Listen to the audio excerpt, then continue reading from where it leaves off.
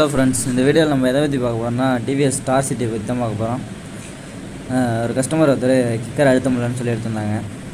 Kicker அழுத்த முடியாததுக்கு நிறைய காரணம் வரும். உங்களுக்கு பைக்கில் பார்த்தீங்கன்னா மேக்னெட் காயில் ஏதாச்சும் போல்ட்டுகள் கைன்னு வந்தோம்னா கிக்கர் அழுத்த முடியாது. டைம் செயின் லாக் ஆகிருந்தாலும் நம்ம கிக்கர் அழுத்த முடியாது. கீர் பாக்ஸில் ஏதாச்சும் ப்ராப்ளமாக இருந்தாலும் கிக்கர் அழுத்த முடியாது. ரெண்டாவது பார்த்தீங்கன்னா உங்களுக்கு போர் சீஸாக இருந்தாலும் லாக் ஆகும். கிராங்க் ஷாஃப்ட்டு லாக் ஆகிருந்தாலும் போரை கிக்கர் அழுத்த முடியாது. இப்போ கிக்கர் அழுத்த முடியாதது காரணம் நிறைய பார்த்துட்டோம், சரிங்களா? அடுத்து நம்ம ஃபஸ்ட்டு பார்க்க வேண்டியது மேக்னெட் சைடில் ஏதாச்சும் போல்ட்டுகள் கைண்டு வந்திருக்கா அப்படின்னு ஃபஸ்ட்டு செக் பண்ணோம். செக் பண்ணி பார்த்தோன்னா எந்த ஒரு எந்த ஒரு ப்ராப்ளமும் இல்லை. மேக்னெட் காயில் நல்லா தான் இருக்குது. சரி, அதை பற்றி பிரச்சனை இல்லை. இப்போ லெஃப்ட் சைடில் உள்ள கேஸ் நல்லா இருக்குது, ஒன்றும் பிரச்சனை இல்லை. அப்புறம் ரைட் சைடில் உள்ள கிளச் கேஸ், ரைட் சைடு கேஸில் கைட்டுறப்போ பார்த்தீங்கன்னா வண்டி அந்த கிளச்சு பெல்லு மேலாம் கிளச்சு கிளச்சு ஹவுசிங்கில் பார்த்தீங்கன்னா ஃபுல்லாக வாட்டராக ட்ராப் ஆகிருக்கு. சரி, கிளச் பிளேட்லாம் வாட்டர் ட்ராப் ஆகிருக்கு. வண்டி ஃபுல்லாக துரு பிடிச்சிருக்கு.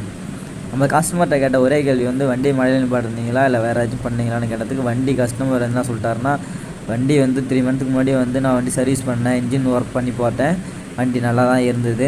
இப்போ நடுவில் ஒரு நாள் இதுமாரி லாக் ஆகிடுச்சு, அதோட வண்டி எடுத்து ஒரு 1 மந்த் தான் நிப்பாட்டேன் அப்படின்ட்டார். சரி, என்ன ப்ராப்ளம் அப்படின்னு பார்க்கணும்னு பார்த்தா கிக்கர் ஷாஃப்ட்லேருந்து கிக்கர் தான் அழுத்த முடியல. சரி, ரைட், ஓகே அப்படின்ட்டு நம்ம அடுத்து மேக்னெட்டை ஹெட்டிங் கைட்டோம், போரிங் நம்ம கைட்டோம். மேக்னெட் ரொட்டேஷன் பண்ணி பார்க்குறப்ப இப்போ மேக்னெட் நல்லா ஃப்ரீயாக ரொட்டேஷன் ஆகுது. அப்போ கனெக்டிங் ராடுக்கு எந்த பிரச்சனையும் இல்லை, கனெக்டிங் ராடு பேரிங் எந்த பிரச்சனையும் இல்லை. சரி, அப்படின்னு நினைக்கிறப்ப ஹெட்டை கைட்டி பார்க்குறப்ப ஹெட்டில் பார்த்தீங்கன்னா எக்ஸாஸ்ட் வால்வ் ரொம்ப பார்த்தீங்கன்னா உங்களுக்கே தெரியும், ரொம்ப ஓவர் டெம்பரேச்சர் ஆகிருக்கு. அது மட்டும் நல்லா தெரியுது. அப்புறம் நெக்ஸ்ட்டு நம்ம போர் எடுத்து கைட்டி பார்க்குறோம். போரை நம்ம பார்த்தப்ப என்ன ஆச்சுன்னா பிஸ்டன் அதில் தான் லாக் ஆகிருந்தது. நீங்களே பார்க்கலாம், பிஸ்டன் அதில் தான் லாக் ஆகிருந்தது. சும்மா துரு ஏறி போய் கிடக்குது. சரி, வண்டியில் என்ன ப்ராப்ளம்னு இப்போ நமக்கு நல்லா தெரிஞ்சிருக்கும். வண்டியில் துரு ஏறி இருக்குது, அது இல்லாமல் நேரத்தில் ஆயில் இல்லை. இது ரெண்டும் காரணம் அப்படின்னு ஒரு கன்ஃபார்ம் பண்ணலாம். பிஸ்டன் பார்த்திங்கன்னா ரொம்ப ஹீட் ஆகி லாக் ஆகிருக்கு. சரி, இது அடுத்து என்ன பிரச்சனை அப்படின்னு இந்த வண்டியில் பார்க்குறப்ப இன்ஜின் வேலை பார்க்குறோன்னா இன்ஜின் வேலையை மட்டும் நம்ம இன்ஜின் மாற்றணும், எடுத்து மாட்டணும்னு இருக்கக்கூடாது. என்ன ப்ராப்ளன்றதை கம்பல்சரி நம்ம செக் பண்ணியே ஆகணும். பார்த்திங்கன்னா இன்ஜின் கேஸில் ஃபுல்லாக குழன்னு இருக்குது. அதுக்கு காரணம் என்னன்னு பார்க்குறப்ப நம்ம பார்த்திங்கன்னா நம்ம ஏற்கனவே பார்த்தா கிளச்சு பிளேட்டில் பார்த்திங்கன்னா ஒரு வாட்டர் நின்றதை பார்த்துருப்போம். இப்போ வாட்டர் நின்றதுக்கு காரணம் என்னென்னு பார்த்தீங்கன்னா வண்டி இன்ஜின் உள்ளே தண்ணி போயிருக்கு. ஒன்று வாட்டர் வாஷ் பண்ணுறப்ப ஓரளவுக்கு தான் போகும். பார்த்திங்கன்னா இதுமாரி அந்த அளவுக்கு குழன்னு வெறும் சேர அளவுக்கு ஆயில் குழன்னு பார்த்தீங்கன்னா அதிகப்படியான தண்ணி வண்டி இன்ஜினில் போயிருக்கும். ஒன்று இன்ஜின் தண்ணியில் மொழி இருக்கணும். கஸ்டமர் கேட்டதுக்கு அதுமாரிலாம் எந்த ஒரு வாய்ப்பும் இல்லை, தண்ணியில் முழுகிறதுக்கு வேலையே இல்லை, வண்டி இன்ஜின் மட்டும் தான் நான் சர்வீஸ் பண்ணி வச்சேன், அதுலேருந்தே எனக்கு இப்படி இருக்குது அப்படின்னு சொன்னாப்புல. அப்போ என்ன பண்ணிருப்பாங்க, ஒன்று இன்ஜினை கைட்டி க்ளீன் பண்ணிவிட்டு அப்படியே இல்லை இன்ஜினை கைட்டி மேலே வாஷ் பண்ணிவிட்டு அப்படியே எடுத்து மாட்டிருக்க வாய்ப்பு இருக்குது. அப்போனா உள்ளே தண்ணி இருந்திருக்கும், அதனால் இதுமாரி ஃபால்ட் வந்திருக்க வாய்ப்பு இருக்குது. இப்போ வண்டி சீஸ் ஆனதுக்கு என்ன முக்கியமான 3 காரணம் இருக்குது இந்த வண்டிக்கு. இப்போ பார்த்திங்கன்னா பம்பு ஃபுல்லாக பார்த்திங்கன்னா உங்களுக்கு லாக் ஆகிருக்கு.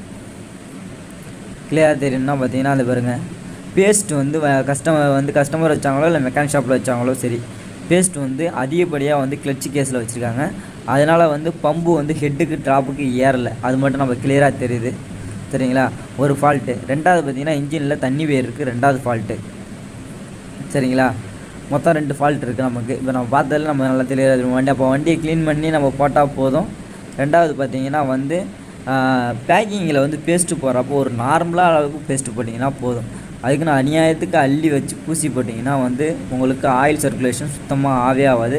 சுத்தமாக இன்ஜினுக்கு ஹெட்டுக்கு போருக்கும் ஆயிலில் போகாது.